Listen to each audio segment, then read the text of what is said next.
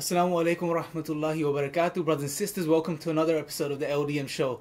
So today we're Brother Hamza, inshallah. Assalamu alaikum, bro. Assalamu alaikum. And we're going to be talking about the problem of evil, inshallah. So let's take it away, bro.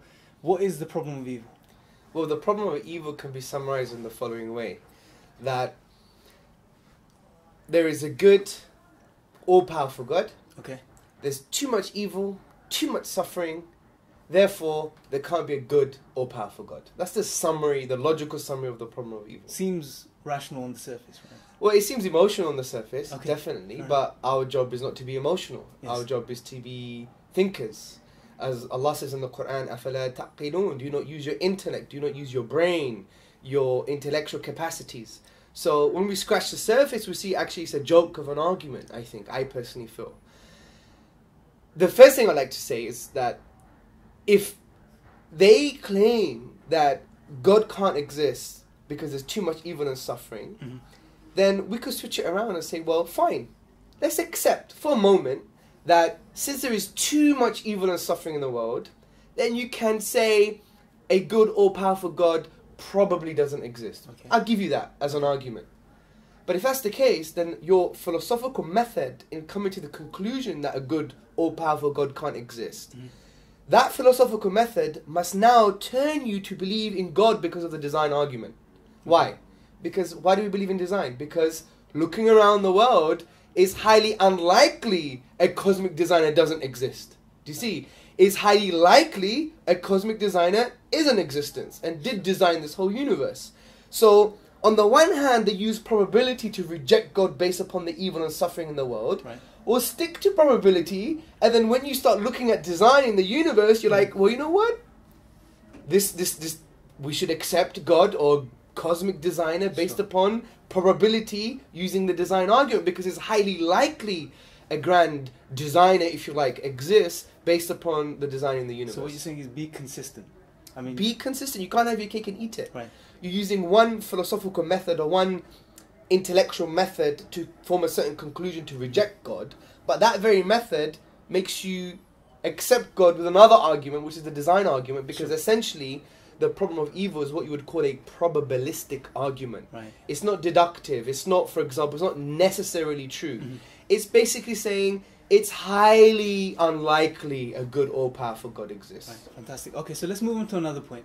Another thing that you can see here is when the atheist makes this argument, is that they're assuming that objective evil exists, right? Isn't that Yes, that's true. correct? So maybe elaborate a bit on that particular point. Okay, well, just to be a bit more consistent, there are three ways in dealing with the problem of evil argument. The first way is by dealing with the first daring assumption, which they assume God is only good and all-powerful, and that's it. Right. The second daring assumption is that God hasn't given us any good reasons of why He's permitted evil and suffering in the first place. And the third one is the point that you're talking about, which is, wait a minute, is this evil real? Right. Is this evil objective? Does it transcend human subjectivity? And that's the point. So let's work our way through these. So the first daring assumption is God is only good and all-powerful. Right. But let me just think about here. Is God only good and all-powerful? Well, in what religion? I mean, if you look at Islam, to claim that God is only good and all-powerful, well, that's not the God that we believe in. Right. This is a straw man. It's a logical fallacy. You've misrepresented God in the Islamic tradition. So would you say that there's an attempt to superimpose the Christian narrative on the Islamic narrative as well? Yeah, but to be fair to Christians as well, they also believe God is wise and loving, and they do believe some attributes of God. Yeah, they still believe some of these attributes of God. I think what they're trying to do is they're simplifying the argument just for it to have power. Right. And that's intellectual dishonesty, I believe. So coming back to the point, God is not only good and all-powerful, He's also the loving. He's the compassionate. He's the wise. He's the subtle. So let's take the wise, for example. We know that God is wise. So this follows that there is wisdom in what happens in the universe, because everything that happens in the universe is in line with His will. Right. Which His will is in line with His nature. Part of His nature is that He is wise. Therefore there is wisdom. If there is wisdom, there is a reason. Right. So this gratuitous suffering that you're talking about, I don't understand why an iguana, for example, gets eaten up by another animal. I don't understand, for example, why that baby had to suffer cancer. You can't rationalize it, right? That's fair enough. But just because you can't see the wisdom, it doesn't mean the wisdom is not there. That's another logical fallacy. It's called argumentum ad ignorantium. You're arguing from ignorance, right? So what we believe is that God is the wise. So His wisdom is bigger than our wisdom, right? Greater than our wisdom. The way I like to put it is this way. We have the pixel, God has the picture. That's what puts things into perspective. It does, and that's frankly, and that deals with the whole argument. Now they may think, oh, I don't believe God is all wise. Well, then that would be your opportunity to say, well, you know what? We believe in a book called the Quran, and we have good reasons to believe why this has come from the supernatural. This is from the divine, and He says He is the wise. So if we could show that God is wise, it actually crumbles the argument. That would be the first point. And we could see this in Surah Baqarah, chapter 2, verse 30, when God talks to the angels, and the angels say, are you going to send someone down who's going to create bloodshed? Yeah? And God says, I know that which you do not know. Okay? Wisdom. Exactly, the wisdom. So the angels are just referring to their own previous experiences. They got limited knowledge, just like us human beings. Sure. You know, I saw the baby, it had cancer, but I don't understand why. Right? But God is saying, but I know that, and you don't know. You know, bro, there's another amazing story that you allude to, is always the story of Khidr and Musa. That's the point I was going to say now. And that is such a profound story. I mean, chapter 18, verse 66 onwards, Moses, upon whom be peace, he meets this man called Khidr, and Khidr does things that Moses doesn't like, saying, hey, you killed someone. Hey, you made a hole in a boat. Hey, you did this, you did that. Look at this evil.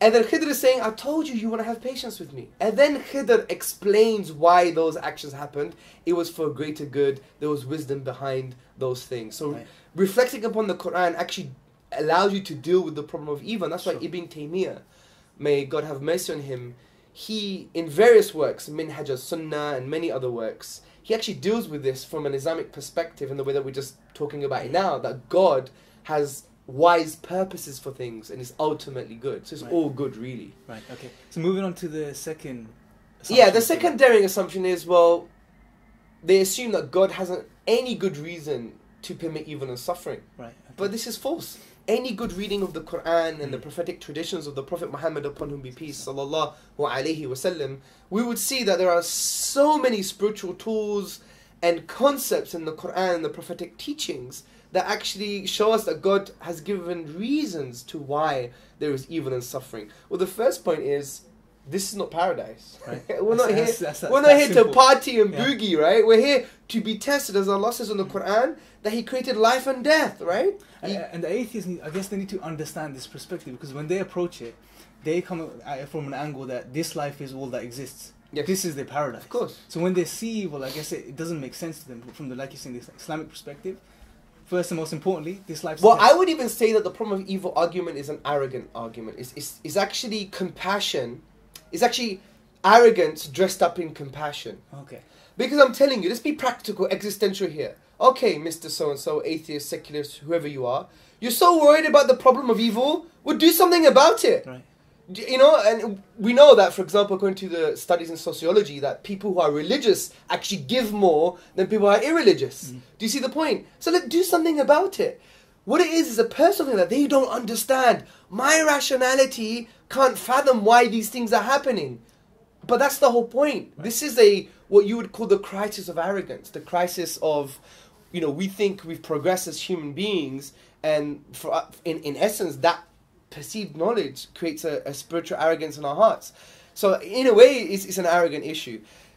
But the point, coming back to the point, God said He created life and death in order for us to be tested who's best in good deeds. So life is a test.